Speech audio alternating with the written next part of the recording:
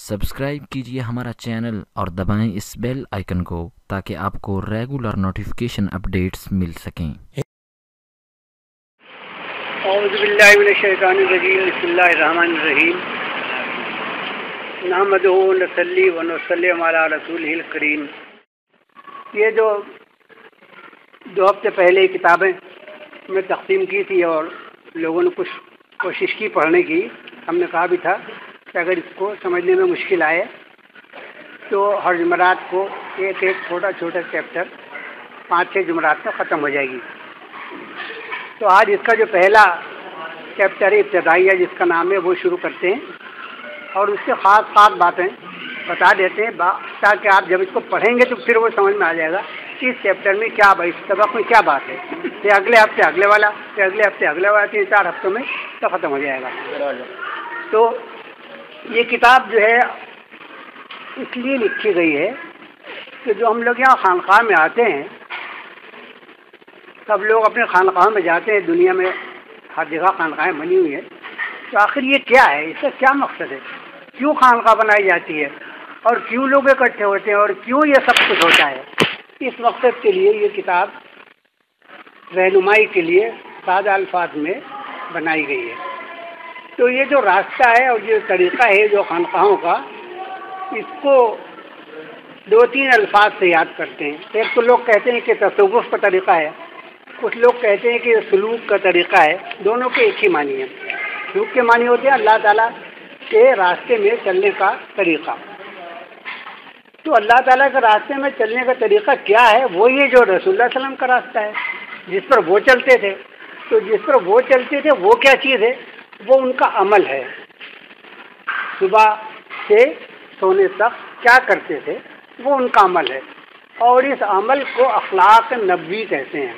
اخلاق نبوی اس عمل کو کہتے ہیں، کس عمل کو؟ جو کچھ وہ کرتے تھے اسی کو اخلاق نبوی کہتے ہیں۔ تو اللہ تعالیٰ فرماتا ہے تخلقوا باخلاق اللہ، یعنی تم لوگ اللہ تعالیٰ کے، رسول اللہ صلی اللہ علیہ وسلم فرماتے ہیں تخلقوا باخلاق اللہ، یعنی جو رسول اللہ صلی اللہ علیہ وسلم کے امتی ہیں تو اللہ تعالیٰ کے اخلاق کو اپنائیں اور اس پر عمل کریں۔ اب اللہ تعالیٰ کا اخلاق کیا ہے؟ اللہ تعالیٰ فرماتا ہے انک لعلی خلق عظیم، اے حبیب، اے رسول اللہ صلی اللہ علیہ وسلم، میں نے آپ کو اخلاق کی اعلیٰ ترین منزل کو پہنچا دیا، خلق عظیم عطا کیا ہے۔ ان کا خلق عظیم کیا ہے؟ ان کا عمل، اور جو انسان کا عمل ہوتا ہے وہی اس کو ظاہر کرتا ہے کہ اس کے اندر کیا ہے، یہ کیا کرنا چاہتا ہے اور کون سا اختیار کرتا ہے۔ تو جو اخلاق نبوی ہے، ایک صحابی نے رسول اللہ صلی اللہ علیہ وسلم کے زوجہ محترمہ حضرت عائشہ صدیقہ رضی اللہ عنہ نے پوچھا کہ حضرت عائشہ رضی اللہ عنہ آپ یہ بتائیے کہ حضور اکرم صلی اللہ علیہ وسلم کا اخلاق کیا تھا؟ تو انہوں نے جواب دیا کہ کیا تم نے قرآن نہیں پڑھا؟ انہوں نے کہا پڑھا ہے قرآن۔ تو انہوں نے جواب دیا حضرت عائشہ صدیقہ رضی اللہ عنہ کہ کان خلقہ قرآن، ان کا جو اخلاق ہے، رسول اللہ صلی اللہ علیہ وسلم کا جو اخلاق ہے وہ قرآن ہے۔ اگر تم جو پڑھو گے قرآن کو تو جو قرآن میں لکھا ہے وہی ان کا اخلاق۔ یہ تعلیم ہے حضرت عائشہ رضی اللہ عنہ کی۔ کیا سکھایا انہوں نے؟ کہ قرآن پڑھو، قرآن پڑھو، اور جب قرآن پڑھو گے تو اسے اللہ تعالیٰ نے جس عمل پر ان کو چلایا ہے وہی ان کا اخلاق ہے۔ تو یہ جو تصوف ہے اور جو طریقت ہے، طریقت کا مطلب راستہ ہے، یہ اخلاق النبی کا دوسرا نام ہے، رسول اللہ صلی اللہ علیہ وسلم کے اخلاق کا دوسرا نام ہے۔ اب رسول اللہ صلی اللہ علیہ وسلم کا اخلاق کیا ہے؟ صبح شام تک اچھے اعمال کرنا، خراب اعمال سے دور رہنا۔ کون کون سے اچھے اخلاق ہیں؟ بہت سے اچھے اخلاق ہیں جو رسول اللہ صلی اللہ علیہ وسلم نے اس میں عمل کیے ہیں۔ ظاہر ہم لوگ بندے ہیں، اس درجے کو کوئی نہیں پہنچ سکتا، لیکن اب اس راستے پر چلنا چاہیے ہم کو۔ اور انہوں نے 100 عمل کیے ہیں تو ہم 5 ہی کر لیں، انہوں نے 20 1 ہی کر لیں۔ تو کریں تو کوشش تو کریں، اس راستے کی طرف چلنے کی کوشش تو کریں۔ مثال کے طور پر اخلاق النبی پر جو آدمی چلتا ہے اور راستہ اختیار کرتا ہے تو وہ ایسی خراب خصوصیات سے دور ہو جاتا ہے۔ کیا خراب خصوصیات؟ تکبر کرنا، ریا کرنا، غرور کرنا، خود اپنے کو بہت کچھ سمجھنا، حسد کرنا، دشمنی کرنا، کنجوسی کرنا، یہ ساری باتیں اخلاق النبی سے دور ہیں۔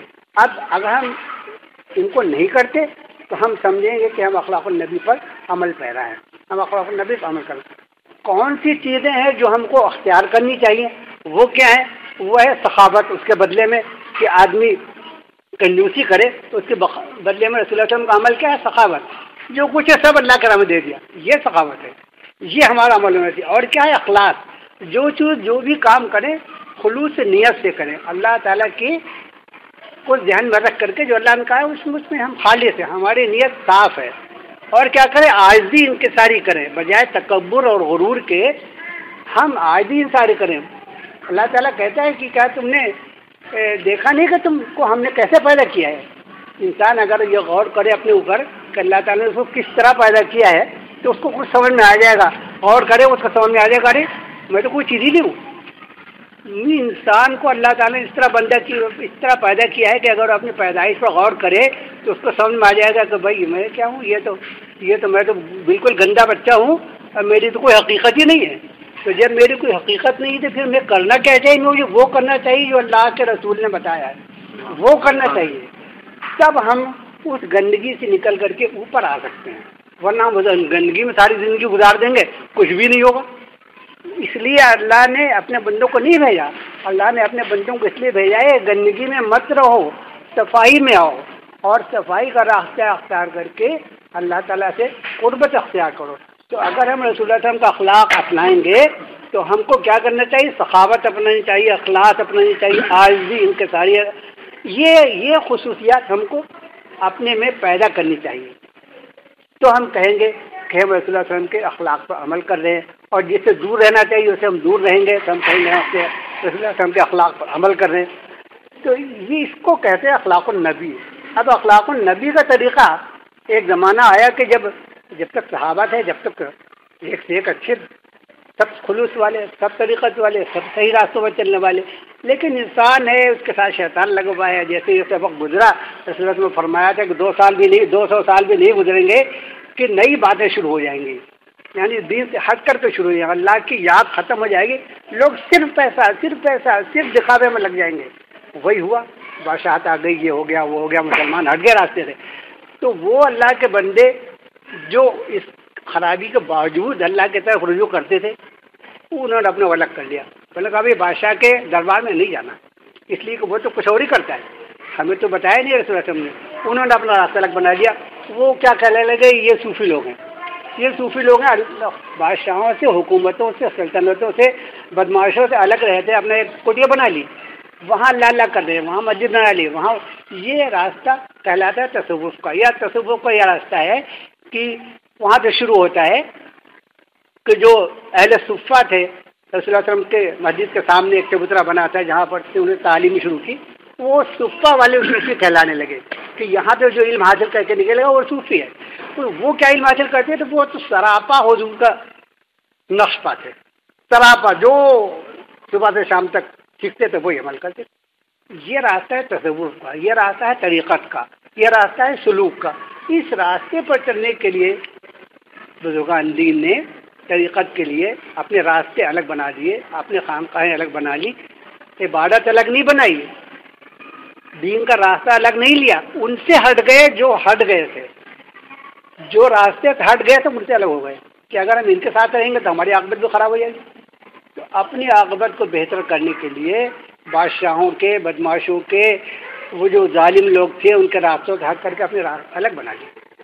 تو یہ لوگ کہلائے کہ یہ صوفی ہے، یہ اہل طریقت ہے، یہ سلوک والے لوگ ہیں، یہ اللہ کی عبادت اخلاص سے کرتے ہیں، دکھانے کے لیے نہیں کرتے، ان کا قلب صاف ہے۔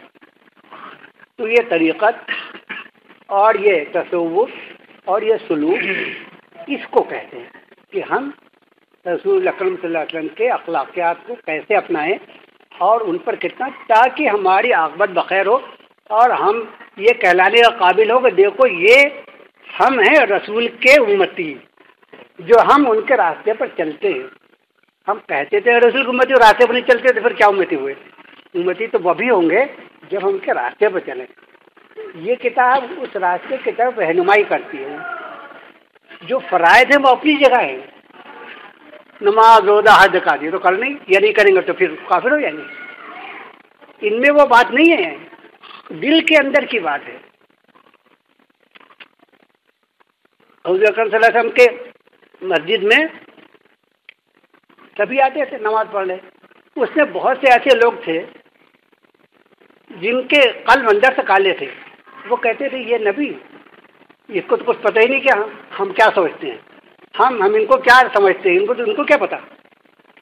آخر ایک وقت ایسا آ گیا, مطلب وہ نماز بھی پڑھتے تھے, ان کا نشان بھی بنا ہوا تھا, سب چیز بالکل مسالوں جیسی, سب صحابہ جیسی, لیکن رسول اللہ صلی اللہ علیہ وسلم سے اعتقاد نہیں رکھتے تھے, محبت نہیں رکھتے تھے. وہ کہتے تھے مذاق اڑاتے باہر جا کر, بھائی یہ کیا ہے. آخر ایک وقت آ گیا کہ اللہ تعالیٰ نے رسول اللہ صلی اللہ علیہ وسلم کو وہی بھیجی کہ یہ جو لوگ ہیں نا, کیا کہتے ہیں ان کو, منافق. یہ جو لوگ ہیں منافق کے اندر سے کچھ ہے باہر سے کچھ ہے, ان کو باہر نکال دو, ان کو اپنی مسجد سے باہر نکال دو. تو رسول اللہ صلی اللہ علیہ وسلم نے ایک دن اعلان کیا کہ جو منافق لوگ ہیں اور جو اندر سے کچھ ہے باہر سے کرے وہاں مسجد سے چلے جائیں. وہ اپنے دل میں ہنستے رہے, ان کو کیا پتا کہ ہم کون ہیں. آپ بیٹھے رہے, ہلے ہی نہیں وہاں سے.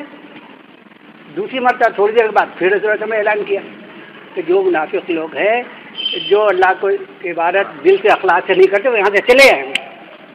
ٹھیک ہے. آخر انہوں نے کہا کہ اب تیسری بار انہوں نے کہا کہ اچھا اگر یہ لوگ نہیں جاتے تو پھر مجھے مجبوراً ان کے نام لے کر پکارنا پڑتا. وہ کیا جانتے, وہ سمجھتے ان کو کیا معلوم میں اندر سے کیا ہوں. پھر اس وقت نام لے کر فلاں فلاں فلاں فلاں. اب وہ حیران, ان کو کیا معلوم کہ ہمارے اندر کیا ہے. وہ تو اللہ کا نبی ہے بھائی, اس کو کیسے نہیں معلوم. اللہ رسول اللہ صلی اللہ علیہ وسلم سے نام لے کر کے فلاں نکل جاؤ, فلاں نکل جاؤ, فلاں نکل. 30 آدمی نکال دیے وہاں, 30 آدمی وہاں سے نکال دیے. تو اللہ کے رسول کو سارا علم ہوتا ہے. وہ علم کیسے ہوتا ہے, اللہ تعالیٰ ان کو علم دیتا ہے کہ دیکھو یہ کرو یہ کرو. سارا علم رسول اللہ علیہ وسلم کا اللہ تعالیٰ کا عطا کیا ہوا ہے. تو اللہ تعالیٰ عطا کرتا ہے, ہر چیز بتا دیتا ہے, ہر چیز بتا دیتا ہے. تو اللہ تعالیٰ نے ان کو بتایا کہ یہ منافق لوگ نکالو. ابھی یہ لوگ نکل رہے تھے راستے میں, حضرت عمر آ رہے تھے. کیا کہ بھائی تم لوگ کیوں جا رہے ہو. اب وہ کیا جواب دیں, ہم کیوں جا رہے ہیں. وہ گھبرائے کا نہیں, ہم جا رہے ہیں, ہمارا نماز پڑھتے ہوئے جا رہے ہیں. ان کا نہیں, اصلی وجہ بتاؤ. تو ان کا رسول ہمیں نکال دیا. وہ سمجھ گئے کہ کیوں نکال دیا. تو یہ بات ہے اصلی عبادت کی, یہ بات ہے انسان کے دل کی. یہ جو تصوف ہے, یہ جو طریقت ہے, یہ دل کو صاف کرتا ہے, دل کو صاف کرتا ہے. ظاہر کو نہیں دیکھتا, باطن کو دیکھتا ہے کہ اندر انسان کے کیا ہے. بہادر نماز خوب نماز پڑھا ہر وقت, لیکن دل میں اس کے کچھ بھی نہیں. بغیر خشوع خضوع کے, بغیر اس کے توجہ کے نماز پڑھ رہا ہے. یہ جو تصوف ہے, یہ جو طریقت ہے, یہ سکھاتا ہے کہ اللہ تعالیٰ کی عبادت ہم دل لگا کے کیسے کریں. وہی عبادت جو ہر انسان کرتا ہے, اس عبادت کو ہم دل لگا کے کیسے کریں. اس کے لیے یہ سب طریقے سکھائے جاتے ہیں. اللہ تعالیٰ کی ذکر اس طرح کرو, اللہ تعالیٰ کا رسول پر درود اس طرح پڑھو, سلام اس طرح پڑھو, تاکہ جب تم یہ پڑھو گے تو پھر تمہارا دل صاف ہوگا. اور جب تمہارا دل صاف ہوگا تو تم اس طرح عبادت کرو گے جیسے اللہ نے کہی ہے. اور اگر تم ایسا نہیں کرو گے تو تمہارا دل تو ویسے ہی رہے گا, اللہ کی عبادت کیا کرو. کیا بولتے ہیں, اس کام کے لیے طریقت کا راستہ اختیار کیا گیا ہے. اس میں وہ طریقت کے اصول بتائے گئے ہیں, اور یہ بتایا گیا کہ تصوف کی تاریخ بزرگان دین کیا کرتے ہیں. تو جتنی بھی تعریفیں بزرگان دین نے تصوف کی ہیں, ان سب میں یہی ہے کہ تصوف وہ علم ہے جس میں انسان اپنے نفس کی خرابیوں کو دور کرتا ہے, اس کو پاک کرتا ہے, اور اپنے قلب کی خرابیوں کو دور کرتا ہے, اس کو صاف کرتا ہے, اور اپنے روح کو صاف کرتا ہے تاکہ اس کی مدد سے اللہ کی عبادت کر سکے. یہ ہے تصوف کا علم. اور اس تصوف کے علم پر عمل کرنے کے لیے طریقے بزرگان دین نے خانقاہوں میں سکھائے ہیں لوگوں کو. اس طرح کرو, اس طرح کرو, اس طرح کرو, تمہارا دل صاف ہو جائے گا. دیکھنے میں کچھ اندر سے کچھ نہیں رہے گا, بلکہ ایک ہی جو اندر وہی باہر. اس کام کے لیے میں نے ایک کوشش کر کے بزرگان دین کے اقوال اور رسول اللہ علیہ وسلم کی احادیث اور قرآن شریف کی آیات کو اکٹھا کر کے اس میں یہ دکھایا ہے کہ دیکھیں تصوف کی تعریف جو کی ہے وہ یہ, تصوف صرف یہ نہیں ہے کہ آپ قوالی سن لیں یا آپ عرس منا لیں. وہ تو ایک بہانہ ہے لوگوں کے دلوں میں بزرگان دین کی محبت بھرنے کا. محبت نہیں ہوگی تو جیسے وہ نکل گئے حضور صلی اللہ علیہ وسلم کی مسجد سے, ویسے ہم بھی نکل جائیں گے. تو محبت کو اندر ڈالنا ہے, محبت کو دل میں بٹھانا ہے. اللہ کی محبت، اس کے رسول کی محبت، اس کے انبیاء کی محبت، اس کے اولیاء کی محبت ہمیں دل میں بھرنا ہے. تو دل میں بھریں گے ہمارا دل صاف ہوگا. اس مقصد کے لیے یہ کتاب انشاءاللہ رہنمائی کرے گی جو اس کو پڑھے گا. تو اب اس کا طریقہ کیا ہے کہ ہم اللہ کی رہنمائی کس طرح حاصل کریں اور ہمیں کیا کیا رکاوٹیں پڑیں گی. تو اللہ تعالیٰ نے فرما دیا ہے کہ رسول اللہ صلی اللہ علیہ وسلم کا کام کیا ہے، وَيُزَكِّيهِمْ وَيُعَلِّمُهُمُ الْكِتَابَ وَالْحِكْمَةَ. رسول اللہ صلی اللہ علیہ وسلم کا کام کیا ہے کہ تمہارے نفسوں کی کیا کرتا ہے؟ صفائی کرتا ہے. یزکیہم، ان کی کدورت کو دور کر، نفس کی خرابی کو دور کرتا ہے. اس کو کرتے ہیں، اس کو کہتے ہیں نفس کی خرابی کو دور کرنا کہ یزکی. اور جو قلب کی صفائی کو دور کرنا اس کو کہتے ہیں تصفیۃ القلوب. قلب کی صفائی کو دور. اگر ہمارا قلب اللہ اللہ الوقت کرنے لگے اب کون سی برائی رہ جائے گی. تو ہر وقت اللہ اللہ کرے گا تو ہم دوسرا کام کر ہی نہیں سکتے، غلط کام کر ہی نہیں سکتے. اگر ہمارا قلب کی برائی نکل، ہمارے نفس کی برائی نکل جائے. نفس کی سب سے بڑی برائی تکبر اور ریا ہے. تکبر اس لیے کہ شیطان نے جب انسان کو اللہ تعالیٰ نے پیدا کیا، اس سے کہا بھی سب سجدہ کرو، نہیں سجدہ کیا. اس نے کہا اللہ تعالیٰ پوچھ کیوں نہیں سجدہ کیا؟ انہوں نے کہا آپ نے اس کو تو مٹی سے بنایا، مجھے تو آگ سے بنایا، اور یہ آگ سے مٹی سے اوپر ہوتی ہے، میں کیوں سجدہ کروں گا. یہ ہے تکبر، اپنے کو بہت بڑا سمجھنا، بہت بڑا. بھائی ہم کیا چیز ہیں؟ صفر ہے مٹی. انسان تو مٹی کو بنوا، ہماری کیا حقیقت ہے؟ کچھ بھی نہیں. اس تکبر کو اپنے سے دور کرنا کہ میں کچھ ہوں یا کچھ بھی نہیں ہوں. میں کچھ بھی نہیں ہوں. پہلے یہ تسلیم کرے انسان کہ میں کچھ نہیں ہوں، تب وہ آگے بڑھتا ہے. اگر سمجھے کہ میں بہت کچھ ہوں، میں وزیر اعظم ہوں، میں صدر ہوں، میں فلاں ملک کا وہ ہوں، میری حیثیت کچھ نہیں ہے. بھائی ایک لمحے میں انسان کا دل بند ہوگا، وہ بیٹھے بیٹھے لیٹ کے ختم ہو گیا. ابھی تک تو تمہارا دل چل رہا تھا نا، اور بہت تکبر کرے، کچھ معلوم نہیں، دل بند ہو گیا. وہی انسان ہے ویسا ہی جس میں مضبوط، دیکھنے میں سب کچھ، ہاتھ پاؤں سب کچھ ہے، دل ہی بند ہو گیا. اب کیا حیثیت رہے گی ہماری؟ اب ہماری کیا حیثیت رہے گی؟ کیوں ہو گیا کہ وہ روح نکل گئی. اللہ کا حکم، قل روح من امر ربی. اللہ تعالیٰ کہتا ہے روح کیا چیز ہے؟ اللہ تعالیٰ کا حکم ہے. جب حکم نکل گیا تو وہی جسم جو ہے تھوڑی دیر میں پانی ہو جاتا ہے، مٹی مل جاتی. چند گھنٹے گزرے تو جو بڑا طاقتور آدمی تھا، مسل یہ ہے وہ ہیں، ختم. کیا ہوا؟ روح نکل گئی. باقی تو سب کچھ وہی ہے، ہاتھ پیر سب کچھ وہی ہے. اللہ تعالیٰ کا حکم نکل گیا، اس کی حیثیت کا صفر ہو گئی. اللہ تعالیٰ کہتے ہیں اس کو پہچان، بھائی اپنے کو پہچان کہ میں کیا چیز ہوں. جب پہچانے گا تو عبادت کرے گا، تب خلوص سے عبادت کرے گا، تب تکبر کو دور کرے گا، تب ریا کو دور کرے گا. انسان کے اندر کیا ہے کہ ریا کرتا ہے. ریا کیا کرتا ہے؟ دکھاوا. میری نماز، میری عبادت، میرا لباس، میری جبہ ٹوپی، لوگ سمجھے گا بڑا عالم ہے. یہ ریا ہے. اپنے کو کثر نفسی میں رکھنا ہے. اگر کسی نے ٹوپی اور جبہ پہن لیا ہے اور اس کے دل میں وہ خیال آ گیا تو جبہ ٹوپی صفر ہوگی. لیکن اگر کسی جبہ پہن لیا اور ٹوپی پہن لی لیکن اس کا دل صاف ہے، اس کو پتہ نہیں چلے گا کہ میں نے یہ پہنا ہوا یا میں نے وہ جالی پہنی ہوئی، میں کیا پہنا ہوا ہے، اس کو پتہ نہیں چلتا. ہمارے شیخ، ہمارے والد صاحب جو تھے، وہ ان کو لوگ کیا کرتے تھے کہ آخری زمانے میں پہلے بھی وہ پتہ نہیں کیا ریشمی اور وہ لباس بنوا کر کے پہنا دیتے، صدری اور شیروانی بڑی قیمتی، بڑی دیکھنی. اب ان کو تو پتہ نہیں چلتا ہے میں نے اس کاٹن پہنا ہوا ہے یا میں نے وہ پہنا. ان کو یہ پہنا تھا جب بھی ویسے ہی، یہ پہنا تھا جب بھی ویسے ہی. انسان کی یہ کیفیت ہونی چاہیے کہ اس کو اس کا احساس نہ رہے کہ میں نے بہت قیمتی کپڑا پہنا ہوا. کپڑے کی کوئی حیثیت تھوڑی ہے بھائی، انسان کی حیثیت ہے. وہ منع بھی کرتے تھے، بھائی یہ کیا لا رہے ہو؟ نہیں آپ پہن لیں. چلو پہن. ان کو تو اس کا احساس ہی نہیں، ان کے لیے ہر چیز برابر صفر ہے، چاہے قیمتی پہنا دو چاہے سب سے. اب ان کو لوگ کھانا لاتے تھے، آپ یہ کھانے کھا لیں، کھانا کھاؤ. انہوں نے کیا کیا، وہ میٹھے کو اور نمکین کو دونوں ملا لیا اور کھا رہے. اس لیے کھا رہے ہیں کہ انسان کی جو زبان ہے وہ بہت عجیب چیز ہے، وہ نفس کی خادم ہے. زبان جو ہے نفس چاہتی ہے. نفس کیا کہتا ہے؟ بہت مزیدار چیز کھاؤ، بہت مزہ آتی ہے. یہ ٹکے کھا لو, یہ فلاں کھا لو, یہ خوشبو آ رہی ہے اس میں. کتنی دیر کی وہ ٹکا ہے, آدھا منٹ. جتنی دیر زبان پر ہے وہ سارا مزہ ہے. نیچے گیا ختم ہو گیا. اب چاہے ہم ٹکا کھا رہے ہوں تو اور چاہے ہم سبزی کھا رہے ہوں تو سب برابر ہے. اس لیے ہمارے شہر جو تھے وہ چیزوں کو ملا لیتے تاکہ مزے کا احساس نہ رہے. مزے کا جو انسان کو مزہ ہوتا ہے اس زبان سے اس کا تکبر کرتا ہے کہ وہ اللہ تعالیٰ نے دیکھیں کیا کیا چیز پیدا کی, بہت بہت اچھے پیدا کی, لیکن مجھے احساس نہیں ہونا چاہیے اس کا. مجھے اس کھانے پر یہ احساس نہیں ہونا چاہیے کہ دیکھو میں نے تو یہ چیز کھا لی ہوں, وہ تو نہیں کھا سکتا. یہ اگر اللہ نے تم کو دیا ہے تو اس کا شکر ادا کر کے کھاؤ کہ اللہ تعالیٰ نے مجھے دیا, لیکن اس پر تکبر نہیں کرو, اس پر غرور نہیں کرو. یہ ساری باتیں رسول اللہ صلی اللہ علیہ وسلم کا اخلاق کہلاتی ہیں, اور ان ساری باتوں کو ہم اپنائیں گے تو ہم ان کے راستوں پر چلیں گے. اور ان ساری باتوں کو ہم کیسے اپناتے ہیں؟